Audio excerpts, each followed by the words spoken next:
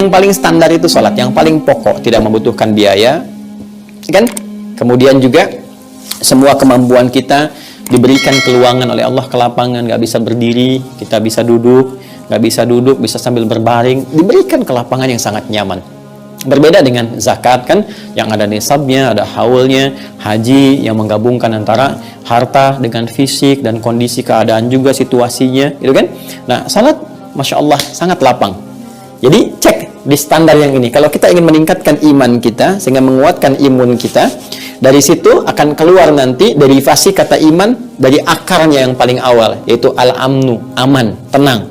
Jadi orang beriman itu, teman-teman, ketika imannya benar, imannya meningkat, maka yang pertama Allah berikan pada dirinya ketenangan.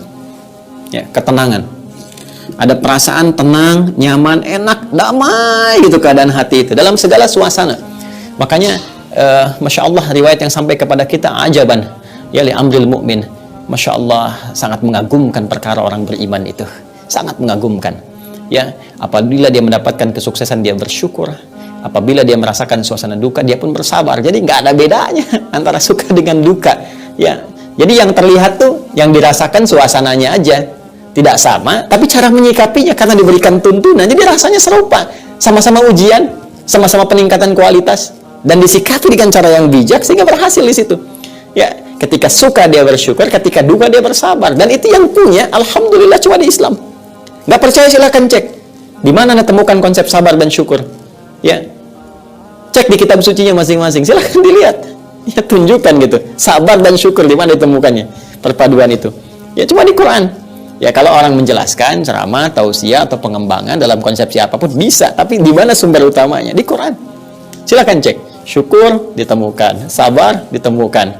Ya, la in syakartum la azidannakum. Quran surah ke-14 ayat 7 itu kan yang konsepnya tentang syukur. Sabarnya di mana?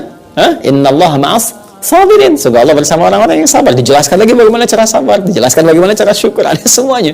Ya. Jadi teman-teman sekalian, ini ketenangan diberikan. Kata iman itu, al-iman itu kan akarnya seperti saya terangkan di pertemuan lalu, akar paling utamanya dari kata al-amnu. Nah, makanya di Quran disampaikan ulaika lahumul amnu, ulaika lahumul amnu. Orang-orang yang beriman, alladzina amanu, kan? Orang-orang yang beriman itu dan imannya benar, cara berimannya, maka yang pertama Allah berikan kepada mereka ulaika lahumul amnu. Mereka diberikan ketenangan, kedamaian dalam jiwanya. Diminta menguatkan iman. Dengan menguatkan iman itu kita akan tenang. Ya, cara menguatkannya pertama aspek ritual, tunaikan sholat. Sholat itu fungsinya mengingat Allah sebagai zikir kepada Allah. Fungsi zikir itu menenangkan hati. Jadi semua terkorelasi. Nanti setelah hati tenang, ada kenyamanan dalam hati, al-insyirah itu, maka ketenangan itu akan membimbing kita beraktivitas, berikhtiar. Dan ketenangan itu yang menghadirkan petunjuk Allah datang. Makanya orang tenang itu cenderung bijak, karena bisa menata semua pola-pola tindakan yang akan dia lakukan. Bertuturnya pun terasa, ya, terasa lebih terstruktur, lebih rapi, lebih baik. Tindakannya lebih terukur, karena dia punya peta-peta, pola-pola. Apa yang harus dia siapkan sebelum dia bertindak, itu yang tenang. Ya, oke, sering saya katakan jiwa yang tenang melahirkan ibadah yang cemerlang. Jiwa yang tenang melahirkan kreativitas yang cemerlang. Jadi penting menjaga ketenangan jiwa itu. Ini, ya, konsepsinya ini. Sehingga tenang berkehidupan, tenang pulang dan kembali kepada tempat yang menenangkan.